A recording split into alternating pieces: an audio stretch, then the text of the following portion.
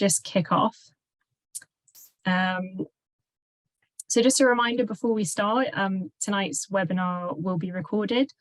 So if you don't want to appear in the recording, then please just turn your camera off. The recording will be shared with everyone after this evening's event, and it'll also be available on our YouTube channel if there's anyone who wasn't able to make it this evening that you want to share it with. So definitely check that out after the event. So the plan for this evening's webinar is to do a bit of an icebreaker just to get us warmed up. I'll do a bit of an introduction into the Our Bright Future project, who have supported this evening's webinar, and explain a little bit about what eco-anxiety is and do a little bit of context setting. We'll then have our first speaker, Katrina Randall from Young Friends of the Earth Scotland, followed by our second speaker, Dr. Nadine Andrews from the Climate Psychology Alliance Scotland. We'll have a short break as well for about 5 or 10 minutes, just so everyone can stretch their legs, because I'm aware the webinar this evening is an hour and a half long. And then Anna will be joining us as our third and final speaker from You Evolve. We'll also have a chance to ask all the speakers questions at the end of the event. So there'll be a Q&A. So feel free to post any questions you have in the meantime in the chat box, but there will be an opportunity at the end if you want to unmute yourself and direct any questions to the speakers. And then we'll wrap up by 6:30 this evening. So just as a very quick icebreaker, I wanted to invite you to share some of the ways that you stay positive in the face of climate anxiety. How do you keep yourself calm, motivated, or hopeful? Are there any specific techniques that you use? Yeah, so if you want to post those in the chat box, it'd be great to see some of your tips.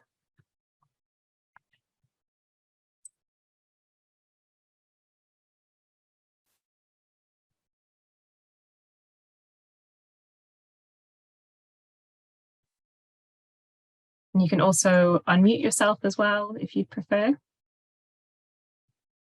So yeah, it's a great one from Dylan, participating in environmentalism. So doing something practical to feel like you're making a difference. Yeah, spending time outdoors and in nature, that's very, very calming. Yeah, taking action. Creating more resilient communities from Imogen.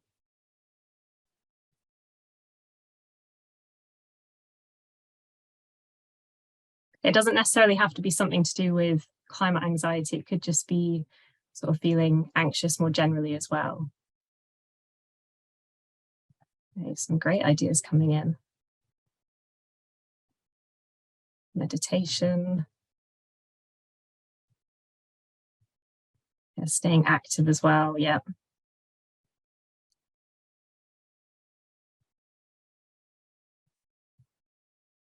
Yeah, fact-checking information, that's a really good one as well.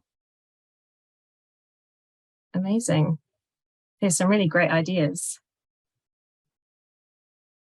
Definitely gonna utilize some of these. And yeah, I love that one, Claire, just laughing.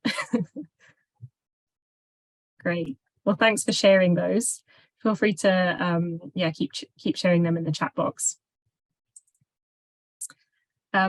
Great. So I just wanted to start with a bit of background to who Our Bright Future are, who are partners with YouthLink Scotland and have supported tonight's webinar. Our Bright Future is a UK-wide coalition of organisations led by the Wildlife Trusts, and they aim to tackle the challenges of the climate and nature emergencies, but also the growing mental health crisis for young people and high levels of unemployment among 16 to 25-year-olds. And the Our Bright Future programme runs 31 different projects across the UK, and they've engaged with over 100,000 young people, aiming to get young people out in nature, learning new skills, protecting our environment, and also feeling the mental health benefits of this work.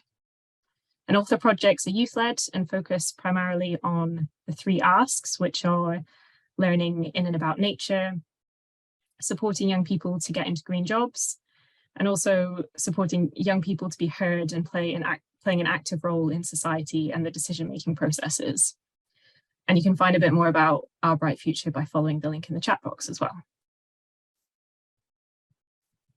Okay, so why is the climate emergency so important to young people? Just to set the scene a little bit in case anyone isn't familiar, over the last year, the IPCC, which stands for the Intergovernmental Panel on Climate Change, has published a report summing up the scientific consensus on climate change impacts, adaptation, and mitigation.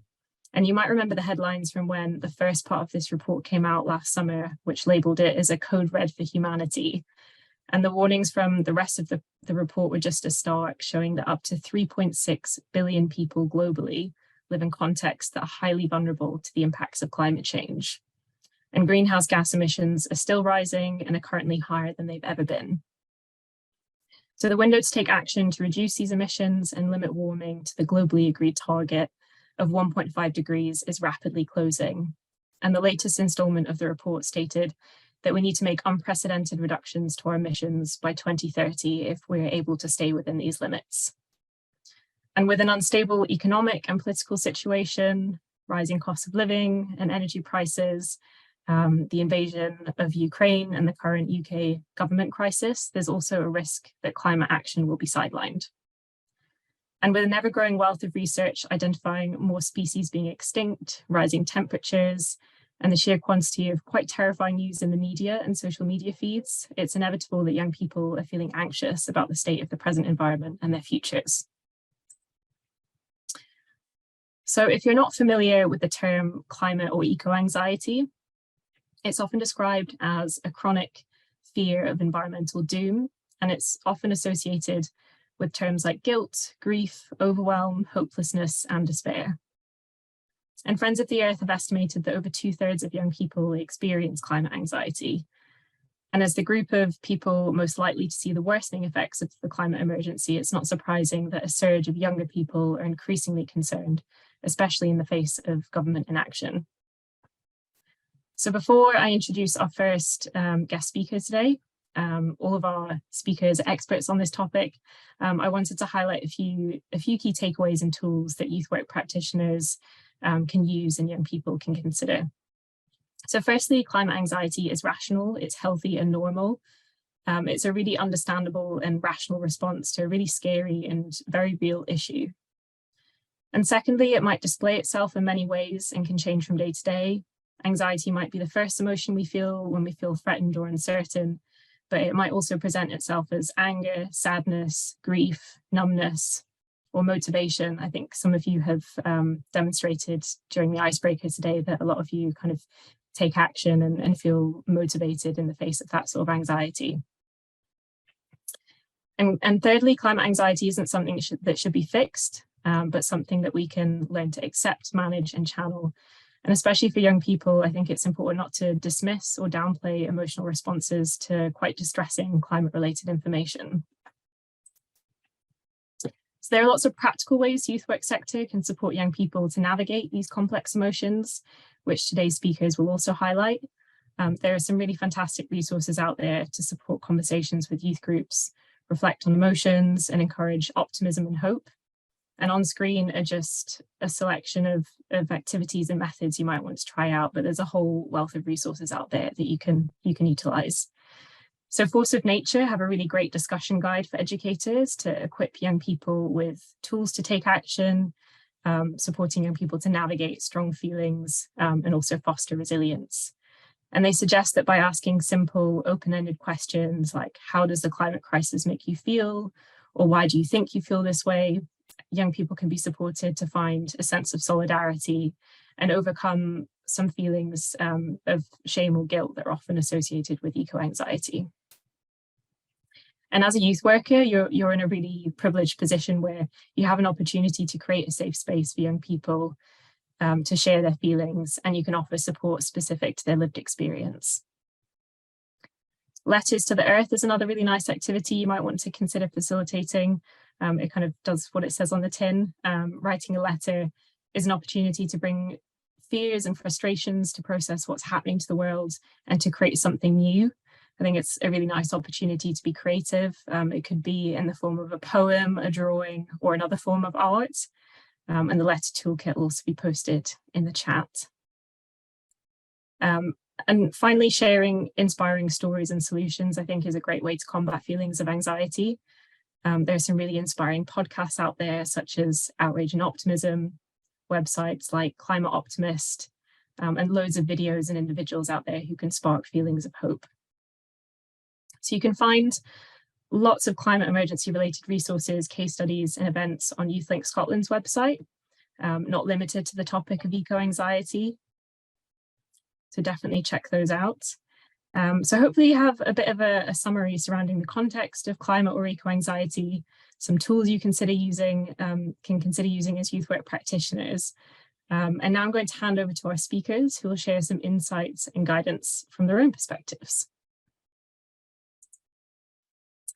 Great, so our first speaker is Katrina Randall.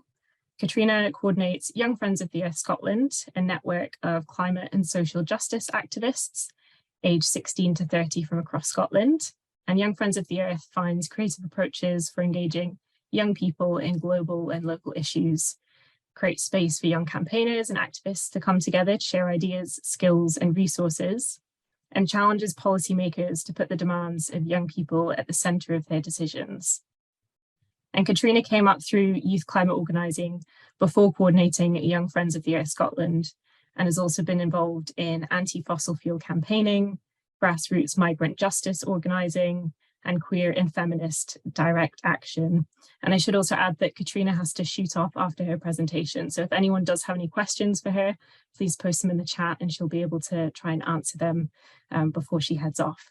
Over to you, Katrina. Thank you. Hi, everybody.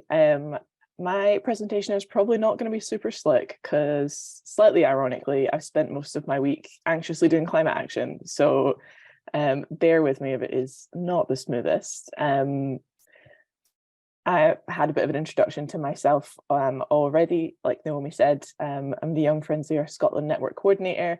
I've been doing that for about 4 years. I've been stressed about climate change for over 2 decades now, probably, and I have been taking part in climate action for almost a decade. So this is definitely drawing on my experience, both as not quite a young person anymore, coming up to 30, but a previously young person dealing with feelings around climate change, and also my experience of running a youth climate network and working with other young people. Again, I put this slide in pretty similar to what Naomi said at the start. I definitely have mixed feelings about the term eco-anxiety. I think often the way it is presented doesn't fully capture the kind of how big and difficult these feelings are, and also the fact that they are a completely reasonable and normal response to the current situation that we're in. And the problem isn't that we need to stop young people having those feelings. For me, it's about the next step. It's about what people do with those feelings, how they process them, what happens next. So less about kind of combating it, but more about supporting and managing, as Naomi said. So first I wanted to kind of jump into some common pitfalls that I've experienced and kind of seen when it comes to eco-anxiety and young people that aren't useful. The first one, I don't think anybody here would be doing this, but kind of denial and invalidating is definitely something I experienced when I was younger. The kind of, it's not that bad, why are you so worked up, you're young, you don't know real problems, that kind of thing. Obviously that sucks. And I think something else that's pretty common is I guess what I'll call a toxic positivity, the idea that you should simply just easily turn those negative feelings into hope and action. It's just that easy, just feel hopeful instead. And I think that can also be a form of invalidation and denial of those feelings. I think as well, individualizing the problem, when we just approach the problem as this is a problem with your own internal feelings, your emotional self-regulation, and we focus only on tools for emotional self-regulation. So breathing exercises for the climate crisis, there's absolutely a space for those tools. I think we all need those tools. But if we just focus on that, that can also feel hollow, and young people are smart, they know what's going on. And if you're just just take some deep breaths about it, they're not going to trust you. They're not going to realize that you understand as well. And I think another one that is also really common is this idea it's up to youth to save the day. It's just young people that care about climate change. It's your future, you need to fight. that's so overwhelming. If you're already stressed and then you're told it's just it's up to you to sort this, like, yeah, that is also tough. So things that I think do help, um, connection and space to feel.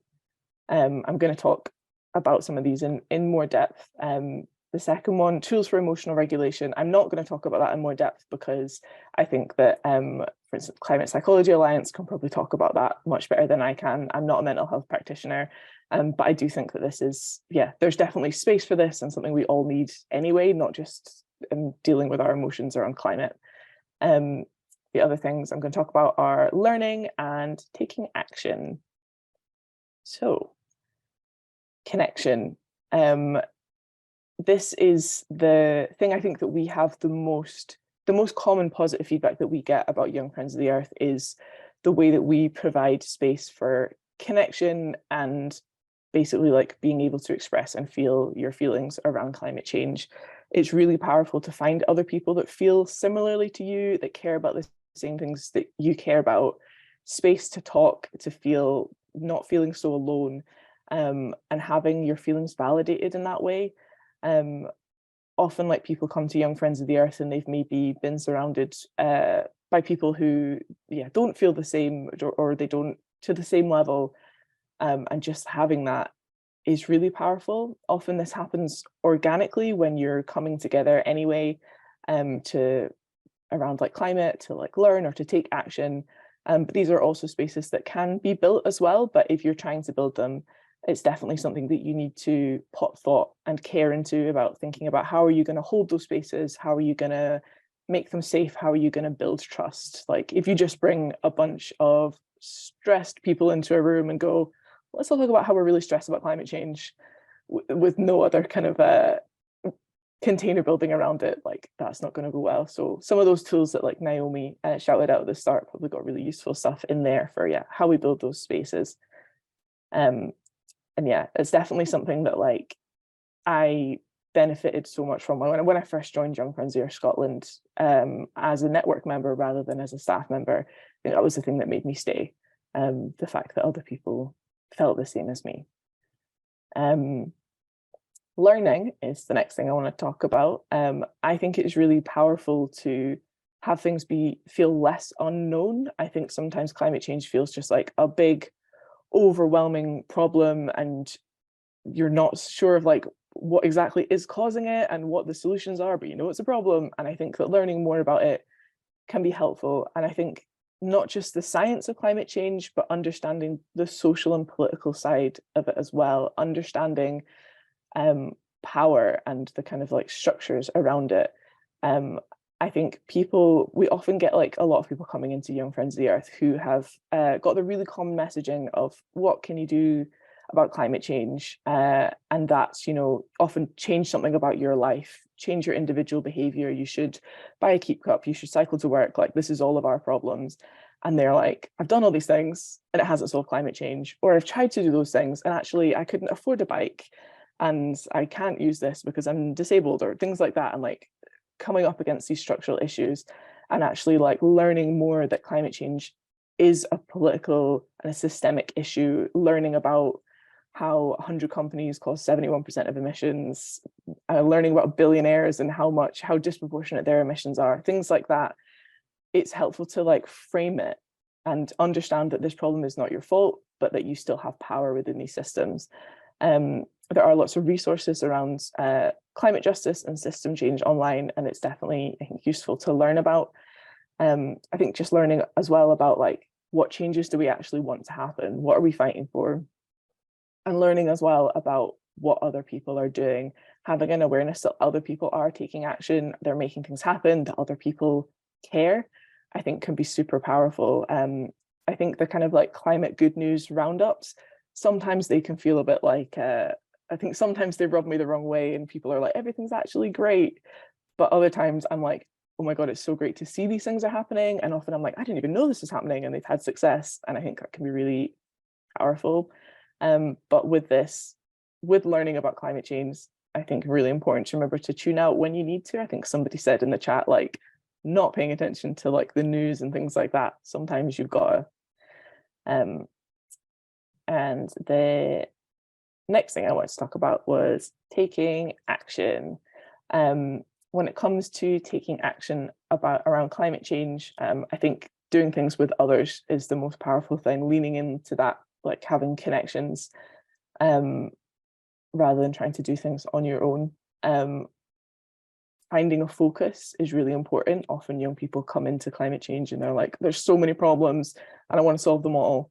And actually like finding something despite the scale of the problem and how multifaceted the problem is, if you can find something to focus on, it makes your action like feel more powerful and impactful and allows you to be more boundaried and less overwhelmed with what you're trying to do.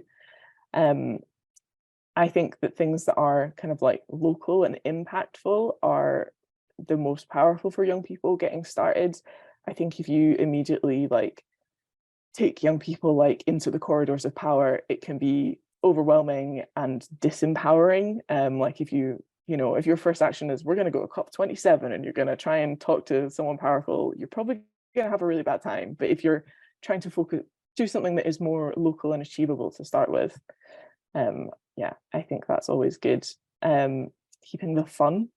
I think campaigns around climate change are often thankless. They often go on for a while, and actually like having space for fun and social things within those, making them rewarding, even if you haven't won your campaign, is really powerful.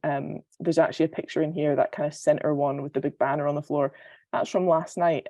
This is in the Friends of the Earth offices, loads of us coming together, and we made about 100 paper roses for an action on Saturday, and made a big banner, and we were blasting rose-themed songs, and it was really silly and really fun, but also really useful, because we're going to use those at the Climate March in Edinburgh on Saturday, which is at midday at St Andrew Square. You should come if you're nearby.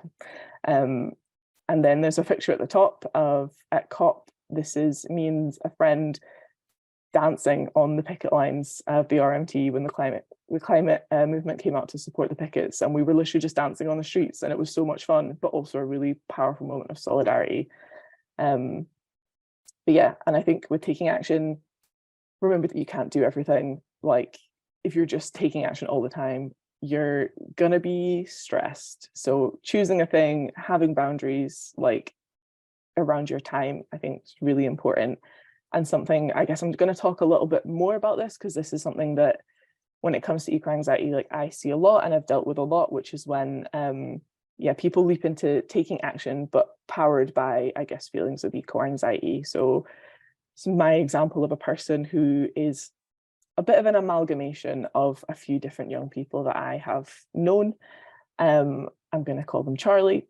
Charlie is somebody who has, big, powerful feelings about climate change that has spurred them into action, but they've not necessarily had space to process and feel those feelings. They've just rushed straight into, I need to do something.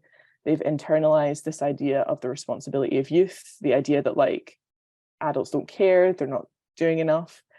They're trying to do everything. They're joining every group, they're going to every meeting, they're trying to support every cause. And they're really struggling with the scale of the problem versus the actions that they're able to take. Nothing feels like it's enough. They're trying to do something around fossil fuels, but then also what about sustainable transport? And what about circular economy? And what about migrant justice? And they're trying to do all of the things. Things feel too serious. They're not gonna, go to the social afterwards. They're not gonna come for pizza. They've got too many things to do. And that leaves them anxious, stressed, resentful, tired, frustrated, having knock-ons at school and work, but also like an ineffective climate activist, because they're trying to do too much, because they're spread too thin. And I think this person is sometimes we don't anticipate that when we're like, you just need to do something about climate change and that'll help you with your anxiety. And actually, you can just have a very active anxiety instead.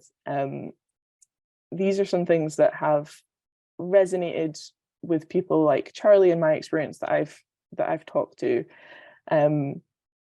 First thing is having an awareness and trust in a broader movement, understanding that there's lots of people doing lots of different things. On the top right there's a little diagram that I use a lot in campaigning workshops, and it's about an understanding of of power and like the problems that we have, rather than understanding power as sort of flowing down a big solid triangle like that. We imagine that it is kind of propped up by lots of different things. So you might have in that triangle the fossil fuel industry, and it's propped up by like car use, it's propped up by like social licensing, it's propped up by lots of different things, and different people are working on different pillars, and we don't necessarily need to deal with all of them to deal with the problem. And I think understanding that makes it easier to focus on something and be like, I trust that other people are working on these other pillars. I can focus on mine. I don't need to do everything. And I think permission to take a break as well, permission to turn off the news or just to step back from taking action for a while. And there's a quote there. I'm realizing that the Twitter name of that person is maybe not entirely appropriate, but ignore that. But this quote I'll read out. A friend once shared what she called the parable of the choir. A choir can sing a beautiful note impossibly long because singers can individually drop out to breathe as necessary and the note goes on. Social justice activism should be like that, she said. And I think that's super powerful. And again, that's part of having a trust in a broader movement and not feeling alone. You know that there's going to be other people that are still doing things, and that helps you take permission to have a break and to do what you need to do. And again, having space to feel feelings and have them validated, and understanding that that is a part of, you know, taking action. And also just doing the silly and fun things, being like, mate, I know you think we need to prepare, do all this stuff to prepare for this action. It's so important that we talk to this MP or we do this, we do that, but actually we're going to wait and we're going to go for pizza and we're going to do something silly. And that being a powerful part of what we're doing, and it's important in terms of building connection and building our movement. And yeah, I think those are just useful kind of reframings and rebalancings to keep in mind when we're talking about action on climate and people who are having big feelings. So yeah, in conclusion, I guess for me, the important thing is these feelings are not going anywhere. Like 20 years later, I'm often still like overwhelmed by climate change. Usually for me, the solution is like, I've got to feel sad for a while. Like I've got to feel those feelings and talk to other people that understand them. It's almost never immediately jumping into action or trying to convince myself that actually I should feel hopeful instead. I've got to like, you know, process first before I then go on to the next steps. And then when I do something, it's usually jumping into something practical and fun. But yeah, the climate crisis is only getting worse. So people are going to keep reacting to this. This is going to be a problem we continue to face. And these big feelings in young people are going to keep being there. And I think, yeah, if you're going to be supporting young people with these feelings, if you are a young person, all of this stuff is relevant. And I think key things include understanding the issue, not just the science, but also the social and political side. I would love everybody to look into climate justice, to understand system change.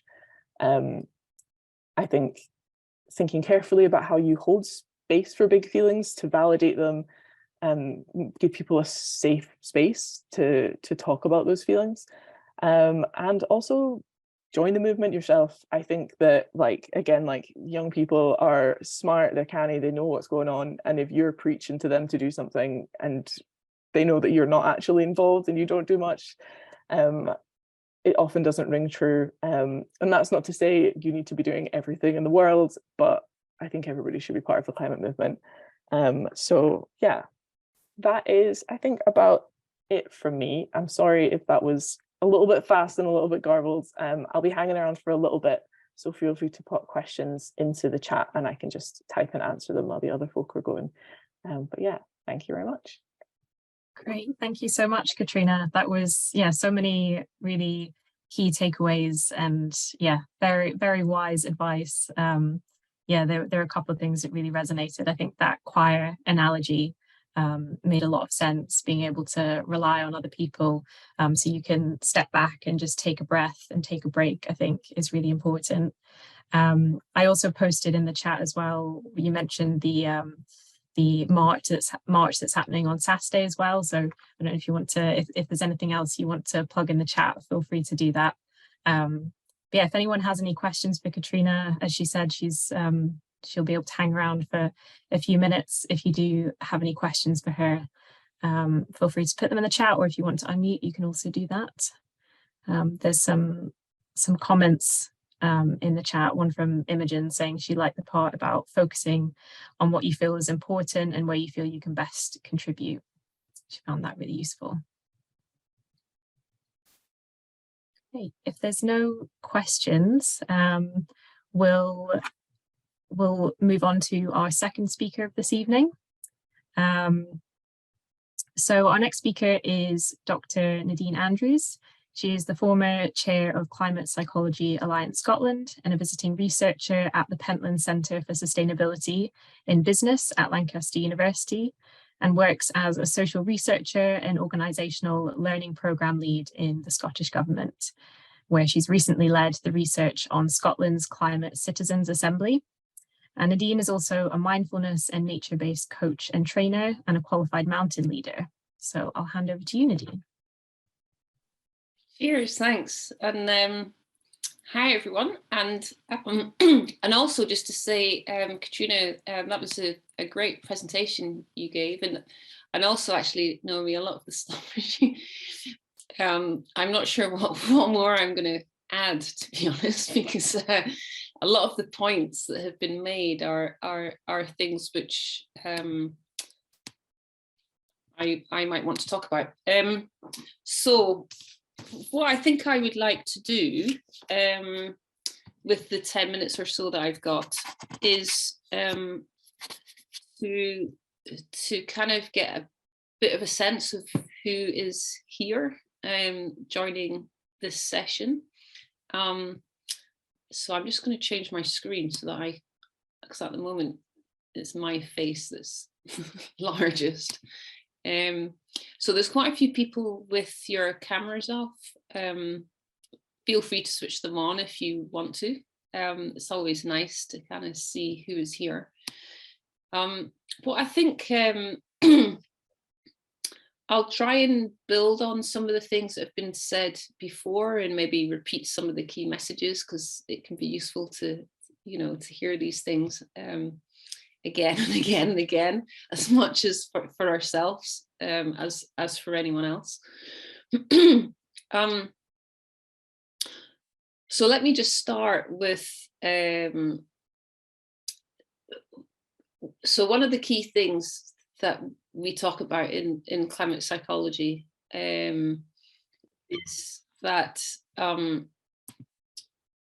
anxiety is just one emotion of many. And I think this point was made before, but it's important to kind of emphasize. So there's a whole range of different emotions that we'll feel, right? as we learn more about climate change and its impacts, or as we learn more about the nature crisis.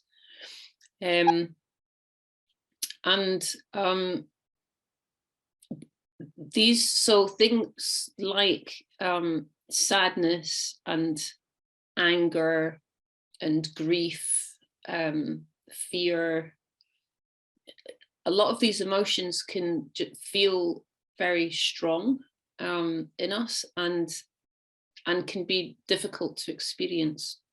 And so a tendency is to want to suppress or avoid these emotions, which is natural, right? Because they're unpleasant and difficult to experience.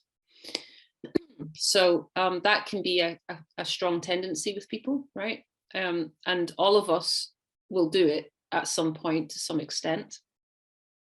And sometimes it's appropriate because, you might be in a particular situation where you don't really want to engage with feelings, a really strong emotion of despair or something, or sadness or grief or something like that, because of the context that you're in, right?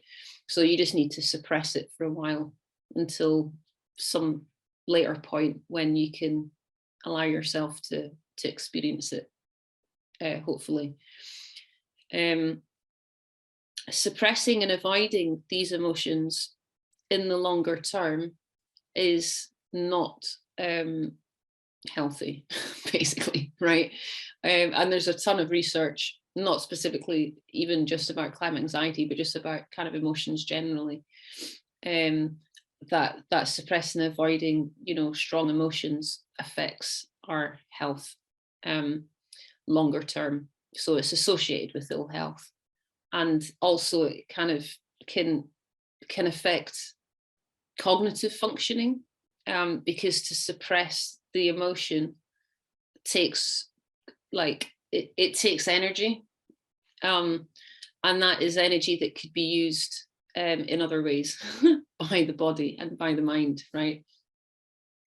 So and one of the things that Katrina was saying as well was about there can be a tendency to want to rush straight into a kind of positive emotion, because of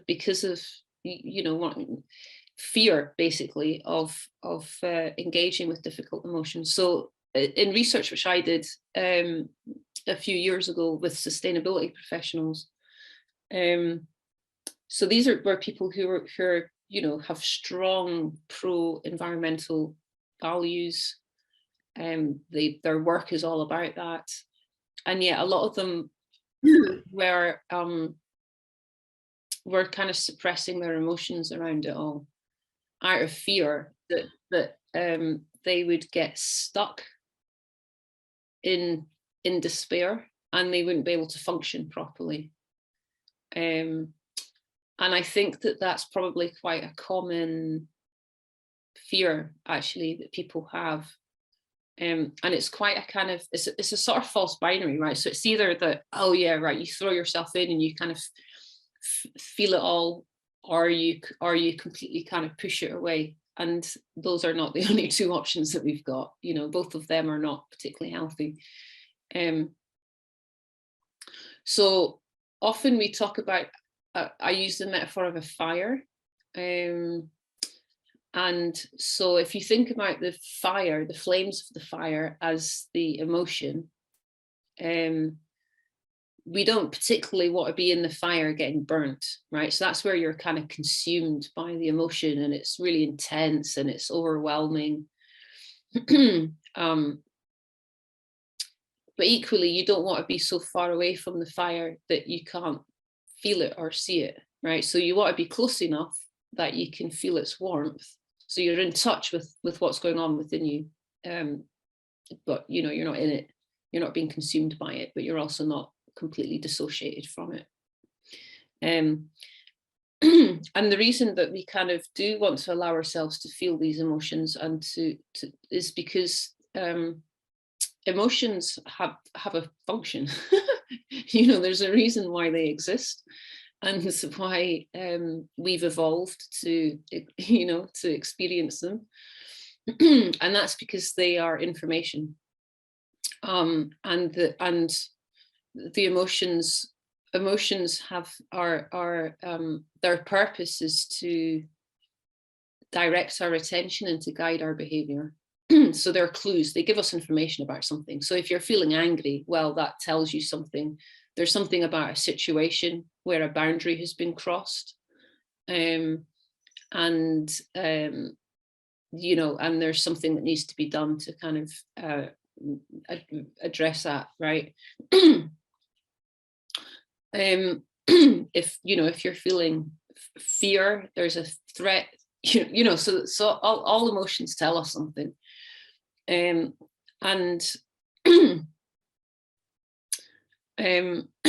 I've got a bit of a cough because I moved house recently and I caught COVID from one of the removal guys, which was really annoying. And it's just taken a while to get rid of the cough now, which is, so so whatever it is that is coming up for people is a kind of natural part of being human, basically, right? And that comment has been made before. So responding to a crisis with these emotions is actually healthy. right? Because it shows that you're in touch with what the reality of what is actually going on. The other thing is that we'll probably feel mixed emotions most of the time. So we might be feeling hopeful and sad, you know, or angry and positive, and that's all okay, you know. So it's going to feel messy. And you know, and that's that's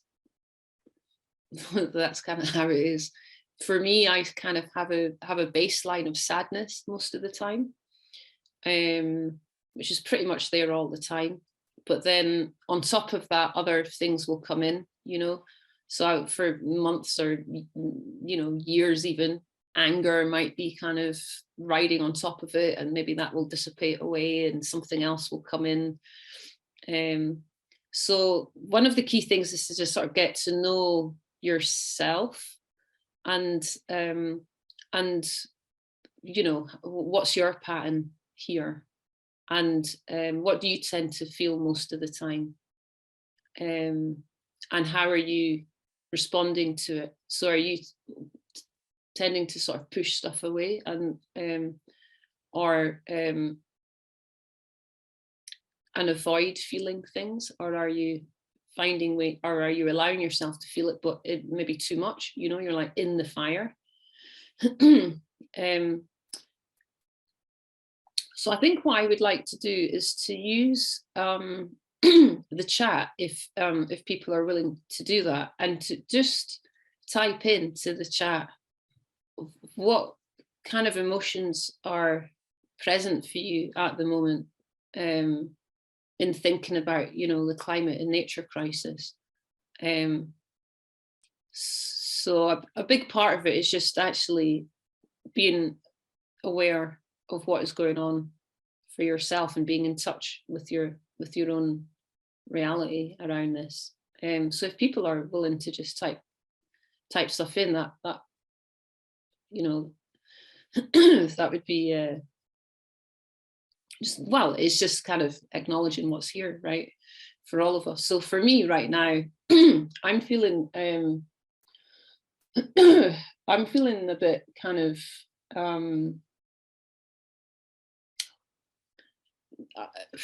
I don't, hopeless is maybe a bit too strong, but I'm not feeling particularly hopeful. The sadness, as I said, is there as well. I feel some, at the same time, I feel kind of curious about some of the work that is going on around this, and just even just the two speakers that we've heard from so far. It gives me some kind of inspiration there. So there's kind of quite a lot of mixed emotions for me anyway. Resigned, yeah, that's an interesting one, isn't it? So the thing is that we can make things worse for ourselves by feeling guilty about how we're feeling, or you know, so you're experiencing whatever you're experiencing, and then there can be a kind of another ring of the onion, if you like, where we then start beating ourselves up for the way that we're feeling, because maybe we think we shouldn't feel that, or, you know, so this is where guilt can come in. Guilt around, oh, I'm not doing enough, or oh, I shouldn't be feeling depressed, or, you know, whatever it is. So all of that can be going on. Yeah, so worry, fear, hope, uncertainty, frustrated. So yeah, a big part of kind of the issue actually isn't really so much which emotions we're experiencing, because we're probably going to feel a whole load of different ones at different times, or, you know, at the same time. So the key is really about how we manage these emotions. And what I thought was really useful as well, that was in Katrina's presentation, was about not making this just about the individual. So in climate psychology, we talk about the kind of the psychosocial aspect of this, right? Because it can be talked about in a way where it is all just about the individual, and it's like, oh, well, you just need to learn how to manage your emotions. But actually there's a whole kind of social and cultural dynamic around this, because there will be in society particular ways of dealing with emotions that are promoted at that kind of cultural level, you know, and what is acceptable and what's not acceptable, and all that kind of stuff. And actually what we don't have in this country are kind of social norms around expressing how we feel around all of this yet, you know, and that's kind of part of what we're trying to do. And it's great. I wasn't familiar with really what Friends of the Earth Scotland are doing, and so that was like brilliant to hear all that work that's going on there, because part of what we need to do collectively is to create these norms around being able to talk about how we feel, because what we know in climate psychology, and this comes through in the research as well, is that people's distress, and we prefer to talk about it as climate distress rather than climate anxiety, because there are all these different emotions going on. What makes people feel worse usually is because they feel alone with their emotions. So they think that the way that they're feeling is, you know, that it's just them.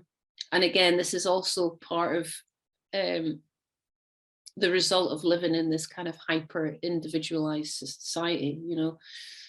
But actually what we know from the research, and this was something which I think Naomi said in the beginning, is that you know, actually the majority of people, and the majority of young people, are feeling worried or very worried. So actually a large proportion of the population is feeling similar, but because we're not really talking about it with each other, we don't know that. So we're kind of all suffering on our own. So just knowing that what you're experiencing is, one, normal, and not, you know, a healthy kind of human response to situations of crisis, and that lots of other people are feeling the same way, can help to alleviate some of the distress around it. And then what we do, the other thing which we do in climate psychology, is we run these climate cafes, and that again relates to what Katrina was talking about, and you know, about how hosting and facilitating safe spaces for people to be able to express how they feel about stuff with others who will just listen and who will understand. And these climate cafes are not about action, they're not about solutions. It just is a space, you know, by trained facilitators, for people to hear from each other, because sometimes you don't know how you feel, and it's when someone else articulates something that you think, oh God, that's it, you know, that's how I feel. So it can sometimes be really useful just to kind of listen to other people and to understand ourselves. So I will try and remember to put a link in for climate cafes. And also what we do is facilitation training. So it might be something that you're interested in, you know, in learning to become a facilitator in that, and to because it is important, as Katrina also said, that because, you know, a lot of powerful stuff can happen in these sessions. You don't know what's going to come up for someone, and you want to have some confidence that the people that are holding that space are able to, you know, kind of contain that, and then, you know, to signpost people on if that's what they need, if they need additional support and things. So I think, I don't know, that's probably, I don't know how much time that is, but I'm wondering if that's maybe enough for now. You might want to tell me, Naomi, you know. That's perfect timing. Thank you so much, Nadine. Yeah, again, some really great insights in there, and yeah, the metaphor of the fire, I think, is a really helpful way of thinking about things. And yeah, being close enough that you're still feeling connected and not completely disassociated. I think there was a question in the chat as well that I don't know if it's before it gets lost in all of the other comments. It was from Chloe, and she asked, how can I support young people to engage local decision makers in committing to actions around climate change?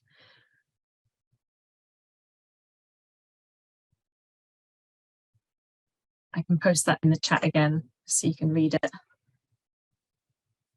And Katrina as well, if you want to come in on this while you're still here, if you have time. I did write an answer above to that, great.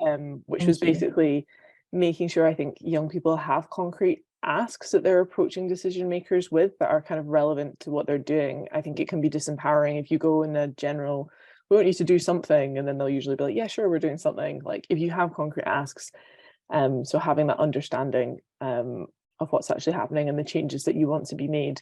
But also I think tempering expectations around what the reaction might be. Some of my most depressing climate interactions have been trying to talk to local councillors about things. So I think tempering that, and also, being prepared to support young people to like continue to push in different ways. Like conversations are often a starting point for like a campaign, and are you prepared to help young people engage more people, build pressure, make some good trouble around it? Because if it's just that we're going to talk to somebody and they're going to be like no, or they're going to give you some greenwash, then it doesn't go anywhere. Are you prepared to take it further than that? I think would be my answer. I also do need to go now, but thank you very much, everybody. This has been great, and good luck with all the rest of your work, everybody. Bye. Great, thanks so much for joining us, Katrina. Nadine, I don't know if you want to add anything to that answer. It's not really an area that I particularly work in myself, but it might be related, I don't know, but a question that often comes up for people is about how to engage with people that are kind of in denial about climate change in some way, which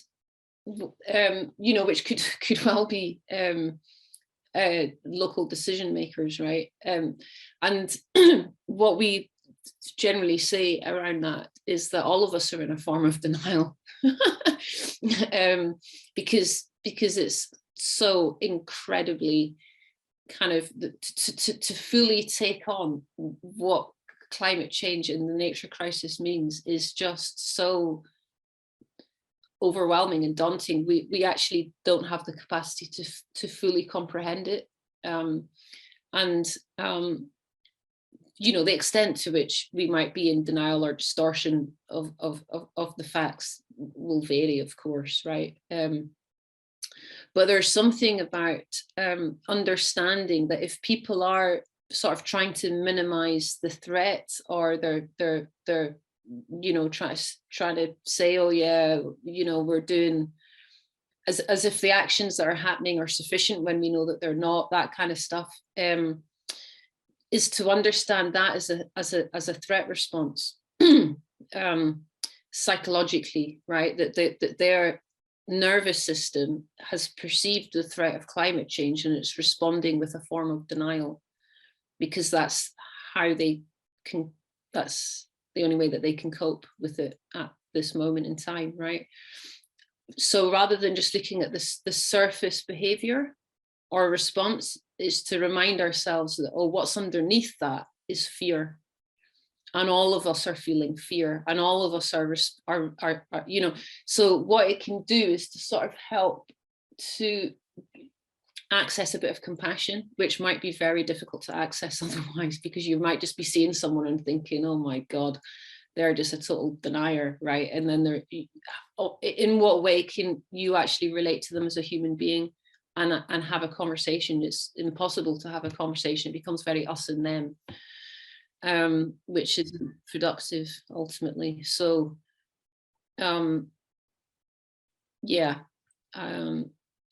maybe in the Q&A later, if we could pick that up more perhaps, but I'm not saying it's easy to feel compassion for people that you fundamentally disagree with and think are in complete denial, but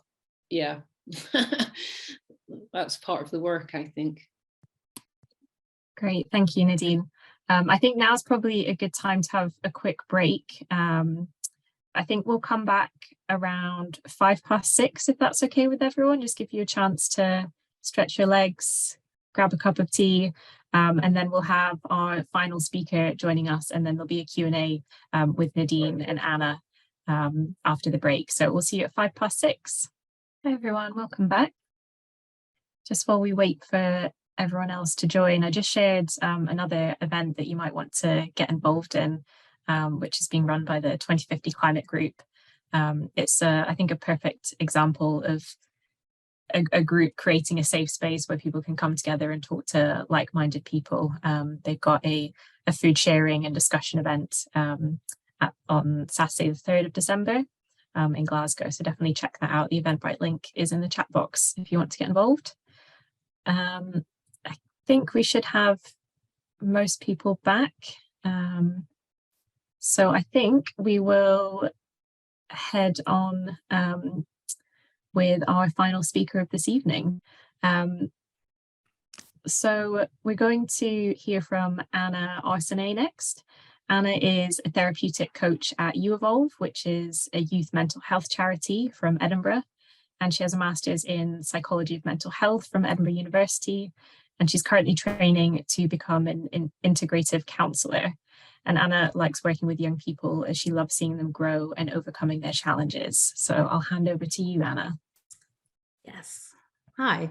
Just a second, trying to share something. Okay, I think that's the technology part. Hi. Yeah. So my name is Anna. I'm originally from Romania, hence the accent. So in case you don't understand something, please feel free to write to me in chat. I work with one-to-one with young people with ages between 11 and 18. And I really enjoy doing this. And Evolve, it is a youth mental health charity, and we don't really have anything to do with climate. So it will be an interesting view to see if I can offer a different perspective or not, or how many things we have in common in anxiety in general. So I thought I would like to go back a bit to the basics, because we keep repeating this word anxiety, and it's becoming a big thing at the moment. But what is anxiety really? Like, anxiety is the mind and body's reaction to stressful, dangerous, and unfamiliar situations. And it can make us feel sweaty, shaky, sick, dizzy, and tense, just to give a few examples. I think that with a lot of young people that I personally work with, and if you are a youth worker, if you work with young people, or you are a young person, it can be very scary if you don't know what this is and you can't name what's happening in your body at the moment. And even with eco-anxiety, if you feel so lost and if you feel so hopeless, it's actually quite scary to feel all these things and not being able to name them and to understand what's going on in your body. So I'll just name a few things of how you can recognize anxiety, which is heart beating fast, shortness of breath, stomach pain, nausea, feeling restless, not being able to relax, probably one that a lot of people can relate with, but also psychologically, excessive worry, vivid dreams, struggling to remember things, fatigue, feeling impatient, irritable. And in how this translates in behavior is avoiding situations, feeling distressed in social situations. So I guess anxiety in the sense of eco-anxiety, eco-distress, as the people mentioned earlier as well, it can also be avoiding and denying that this is happening. So yeah, anxiety is this scary, scary lion, according to everyone, who is absolutely debilitating us and is making us feel terrible and have stomach aches and all the other things, and just makes us feel horrible. And no one really wants to feel anxious. But I also want to be on the anxiety side in this case and tell you, that behind this anxiety is just a tiny kitten who is just trying to protect us from the danger that is being perceived, which is, yes, climate change, but it can also be a lot of other type of dangers. And it is amazing. It's a great partner when we are actually in danger. Like if you would meet a bear through the forest, it would be amazing to feel anxious because he would tell you, get out of here. But it is a bit more difficult to deal with it when you're being anxious about something that you can't control, or it's not a really life-threatening. But yeah, the intentions are very good. Anxiety is just trying to tell us that something is dangerous and we should take action on it. And I saw that someone wrote in the chat at some point, if this is about fight, flight, freeze response. This is pretty much what happens in a moment of anxiety. Basically, that's the brain reacting, going into the amygdala and not thinking straight, all the, just the survival instinct kicking in. And it does happen that we react in 3 different ways. Fight, well, we could fight the bear if we go with this analogy. Freeze, just not react in any way. And flight, just get out of there. And this can happen in climate change, I guess. There'll be people who'll be going and fighting and being quite aggressive, perhaps, in their approach. And that's not very productive because it's not really convincing anyone about the importance of this, and there'll be people who are like completely frozen, they can't take any action at all, and people who just choose to like leave. None of them are really optimal, I guess, in this situation. That is mainly about how things are like in anxiety and how we react in terms of anxiety. And I don't know, I just was thinking, when people were talking like about the march and so on, I am personally very passionate about this and I'm trying my best, to be honest, but I was already feeling anxious because on Saturday I have my first day off after after 14 days in a row of classes and work. And I was like, oh my God, no, I can't take a day off now. I need to go to this climate march because I care about this. And if I don't go, I'm a terrible person. So it can go very easily south and feel quite bad about this.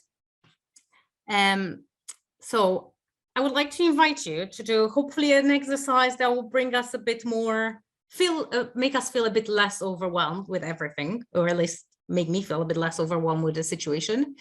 And it's an exercise that I really like because it can be used one-to-one. It can be used by the young people at home. It can be used by you at home, but it can also be used in a group setting and as a starting point to see what goals do we have in common. Someone was saying, let's see what we're really passionate about in terms of climate change. Let's see if we can bring together people that have the same interest and go in this fight together. So what I have here are just two circles, very easy. The outer circle is the circle of concern, and the inner circle is called the circle of influence. So I invite you, if you want, to write in the chat, what are some things that concern you that are quite big and overwhelming at the moment? It can be related to, we can go with a climate change theme because this is what this is about, but you can also use this in other type of situations. I found this very useful, for example, when the war in Ukraine has started, and because Romania is bordering Ukraine, I was very stressed and worried about my family, but I couldn't really just fly back home and, fight or just protect my family. So, okay, inability to find work, extreme weather. Yeah, these are serious concerns. Yeah, so related to food as well. Thank you for sharing, Shelley. And oh, sorry. Great. If people want to write food distribution, yes, that is a serious concern, it's true. Reliance on fossil fuels, yes. And it does feel a bit like we can't do anything. Like I cannot influence electricity costs, right? Or I cannot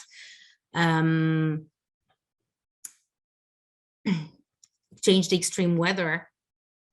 We need fossil foods to produce food. Yeah, it feels impossible. Exactly. And it feels like overwhelming. And that's why sometimes we go into the freeze mode and we feel like we can't do anything. What can I do as a simple person to influence all these things? So this is why we have this other circle, the inner circle, which we call it the circle of influence. And here I invite you to write things that you can actually influence in these situations. Perhaps think about your actions. Can you influence anything? Can you change anything in your actions? Or can you change anything in your community? Like the thing that comes to my mind about electricity, for example, I obviously cannot change the cost of electricity or influence it, but I started using this app called NGESO, where it tells you what time, what electricity is being used at the moment in Scotland and when it's best to use it. So at night, it's more wind electricity and so on, and it helps me.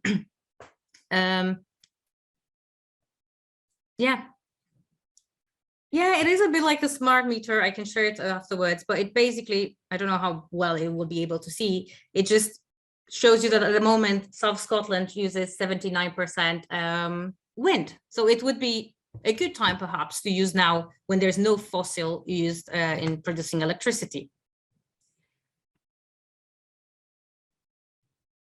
Provide a free family meal once a week in our church. Yeah, that's something that you can help in terms of like, and helping with food poverty. That is a very good point. Yeah, feel free to share more things about this. Sometimes it does feel, like it's just a tiny bit of a change. Don't read the news. I'm with you on that. I have to say, I try to avoid, especially in times when I feel very anxious about something happening, I do avoid reading the news. I also forgot to actually add here, but I think we can influence the way we think about things. And I know it sounds easy to say that, oh, we can just change the way we think about things. But that's something that I had in mind when I'm saying this is, I'm not feeling really well at the moment. I feel anxious. I will not read the news that are terrible. So I will concentrate only on what I'm doing and something that comes positive out of this. Yeah, you can influence where your pension is invested, who you bank with. If some people say you vote with your money sometimes, I guess where you shop, it can also be an influence. Sometimes it can be like not driving every single day or not driving at all, if that's a possibility. Hopeful conversations with others, hoping for working towards change, organizing with communities. Yes. Thank you very much for taking part in this. Rewilding, protecting, restoring natural spaces. Yes, planting native plants, community gardens. So it looks like people have a lot of ideas already of some of the things they could influence in their community and in their home. And as I said, I know it's a very short exercise, but you can spend as much time as you want on this exercise. And I think it is quite easy to do. I did it with one of my young person who's very visual, like on the floor, and we did like sticky notes, and it can be as a game and it can be as interactive as possible. So that's why I like it as an exercise to use with the young people. And again, it doesn't have to be related to climate change to be used. It can be, I have a test tomorrow. What do I do? What can you actually do until tomorrow?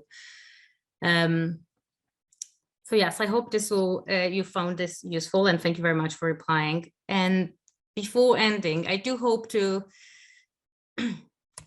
end, on a positive note, if I can say so. I know a lot of people are worried and they're stressed, and these are all valid emotions to feel, to be honest. But I just want to remind you that you are doing the best with what you have at the moment. And I think if all of us make little changes, it's better than someone doing everything perfectly, because so many people have this attitude: if I'm not doing everything perfectly, there's no point in doing this. Like if I forgot my Kit Cup once at home, there's no point in doing anything about the environment. And I would encourage you to, if you feel anxiety rising and you cannot cope with it, to ask for help, because it can be quite debilitating. And I would also like to encourage you to prioritize your health and your mental health. And that probably is a reminder for me. As I said, I was feeling anxious, feeling, oh my God, I can't go to this because it's my first day off and I just need to rest. And yes, I think I would encourage you to prioritize yourself, your mental health, because if you are not well, there's no way you're going to be able to help the climate either and to help other people. So yeah, just that's all about what I had to say. And it's very odd, I have to say, to talk by myself and not hearing anyone else. I think it's the first time when I'm doing this. Thank you, Anna. That was really great. And thank you for sharing those tips at the end as well. I think also that's a really useful practical tool that we can all take away and use, particularly with those who are working with young people. So thank you for sharing that. And I'll make sure that, as I said, the recording is going to be shared at the end of the event, but I can also share everyone's slides so you have access to that exercise. Great, so we now have a little bit of time left, probably about 10 minutes to do a very quick Q&A. If anyone has any final questions for Anna.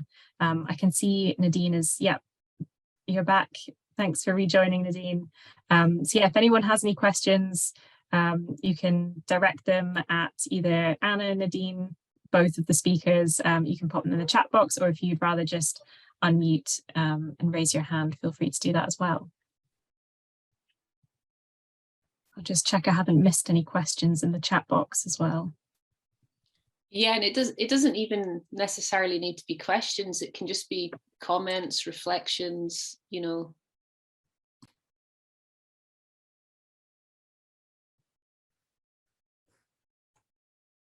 Yes, Matt, you've got your hand up.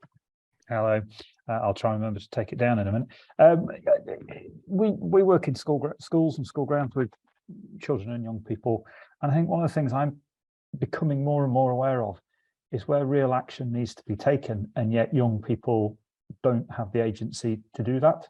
And neither do their teachers, and neither do their head teachers. There's 3 levels back up through the council, through Scottish Government, through Scottish Futures Trust, through the person who's got a 5-year contract to mow the school grounds, those kind of things. And I guess I'm reflecting that as a bit of a statement that there's a real issue there. And I guess asking the room, you know, how do we continue to work to a place where there's some very difficult decisions, challenges, but young people can't always influence them. They can't decide to be dropped at school if their parents say, actually, I'm going to drive you in the car because I've got to rush to work. They can't influence the school grounds if so many people say, no, it's got to be flat mown grass. They can't choose to shop elsewhere because they can't afford it and they're not the one paying the bills. So what advice have we got where people want to take action, but they're running into just so many barriers? Yeah, that's a really great question, Matt. And a lot of young people that you might be working with might not even be able to vote as well. They might not be old enough. Anna, do you want to take that first? You've taken yourself off mute. If you want to go first, and then we can come to you, Nadine. Yeah, sure. I mean, the first thing that came to my mind is a bit like meet them where they are, I would say, you know, like find something that they can do just to give them a bit of hope. I know that people are saying like, oh, let's be, you know, realistic and not hopeful, but I think it can be demotivating if they can't find even one thing that they can change. It's true, they cannot change if their parents drop them by car, but perhaps they can I don't know, gather their friends and go to this march or go to a group, you know, to a climate cafe where they can talk about something. So like, I think just having one thing that gives them a bit of hope. I have young people sometimes that are feeling like they're not good at anything. And we start with small things like, can you do a cup of coffee? Yeah, okay, let's start from there. You know, we found one thing that you can do. So then it sounds like you're doing a pretty good tea from what you're telling me, or a cup of tea rather, for, and we just start from there, because I believe that, yeah, it can be really deflating if you feel like nothing can be done, really.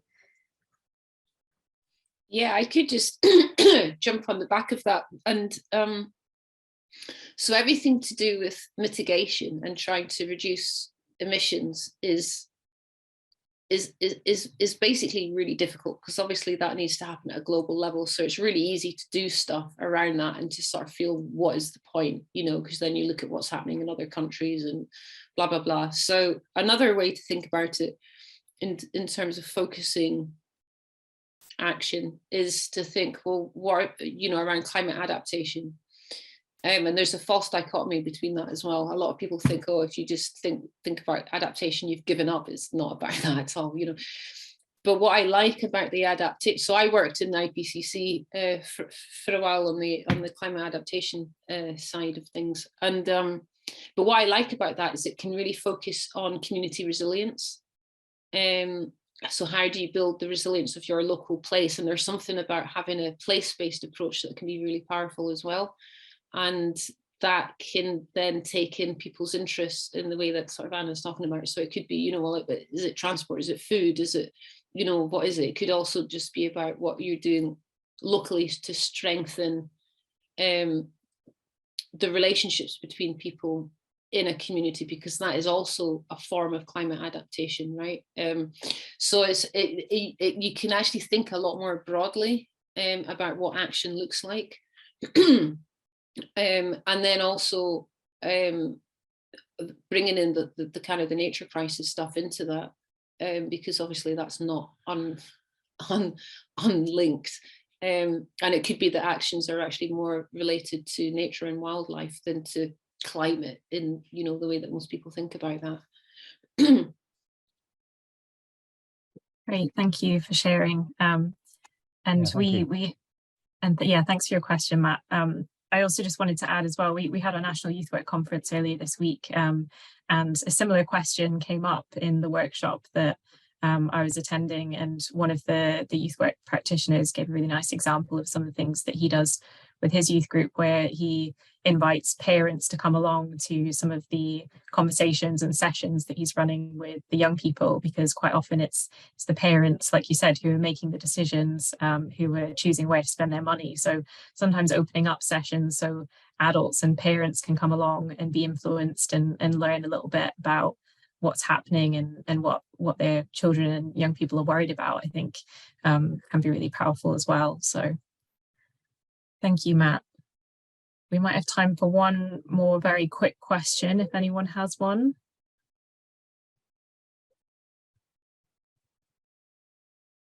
Thanks for sharing that in the chat box as well, Matt. Thanks for joining. I think we might have to wrap up there then if there's no other questions. We've just got a few minutes left. So yeah, I just wanted to say another big thank you to everyone for coming along, and for our three guest speakers today, Katrina, Nadine and Anna, for sharing all of your tips today on the topic of eco-anxiety. And hopefully you've all come away with some really useful tools to take you through the rest of the week, whether that's in your work, personal or climate anxiety space. Hopefully you find some sense of calm and motivation to get you forward through the rest of the week. And if you do have any questions after the webinar, you can get in touch with me. My email address has just gone into the chat box. And as I said, I'll share the recording with everyone by email in the next couple of weeks. And it'll also be available on our YouTube channel and on the Learning for Sustainability section of our website. So thank you again, everyone, and have a lovely evening.